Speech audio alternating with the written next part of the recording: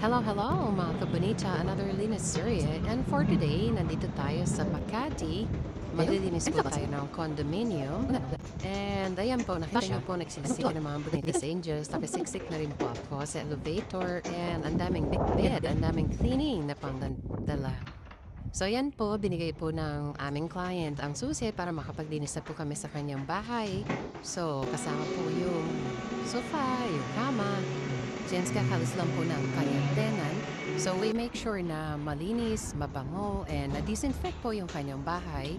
Every walls, door, ceiling. So ayan po, pati po yung mga labada, yung mga naiwan po na foam, mga naiwan na mga anik-anik, mga kalat sa kanyang bahay, sa kanyang condo na pinaparent. So, ayan po, kahit meron pang kanin na naluma, kaya po, kailangan po namin matanggal yung amoy ng bahay.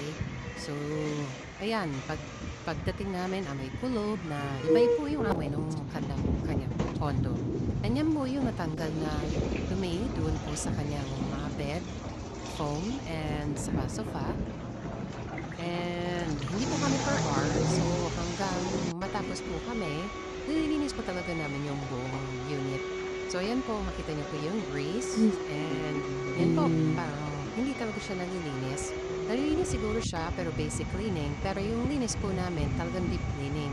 And we make sure na mawala yung amoy, kasi amoy kulob. And ayan po, as an extra mile, nililinis po namin yung filter na mga aircon, pero hindi pa po kami naglilinis ng aircon. So we have a partner na technician, aircon technician na pwede maglinis po ng inyong mga aircon. So yan po, ini-steam po namin ang kanilang mga unan. So super init po niyang steamer po namin. So talagang mga termites or ano bang po mga dust mites, talagang teggy. So ayan. So every inch, every nook, every part of the house, talagang linis na linis.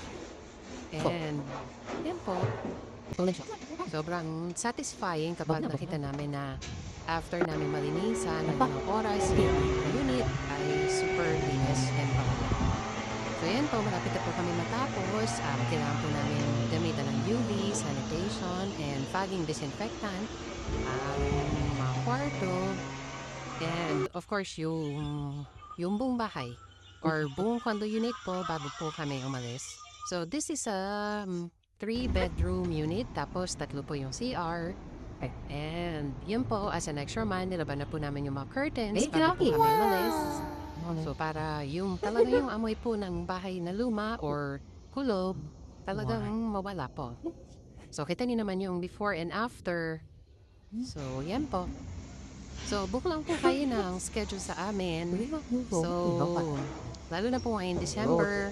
So kailangan syempre maganda yung bahay, malinis, at saka mabango, syempre, para yung mga visitor po natin and pagpasok ng taon, malinis po yung inyong mga bahay. So yan po, kita niyo po yung before and after. Sobrang linis na. So, na-disinfect na rin. Iba po yung amoy ng bahay bago kami dumating and bago kami umalis. So, yung mga amoy ipis, amoy ewan sa mga bahay nyo, kaya po namin tanggalin yan. So, yan yung mga yung tiles sa CR, napakadumi. Kaya po namin linisan yan. Hindi na po kailangan magpapalit ng tiles. Pero pag talagang stay na po, papalit kayo ng tiles. Andiyan po yung aming home improvement. So, message lang po kayo and book lang po kayo in advance para maganda, bongga. They're cleaning namin sa Makati. O yan, kapag nagtigimis ng Bonitas Angels, kayo diba?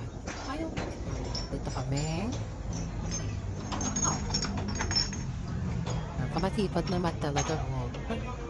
Hanggang ano. Ano naman? Hindi na kayo kay Bonita, kay Diwata na kayo.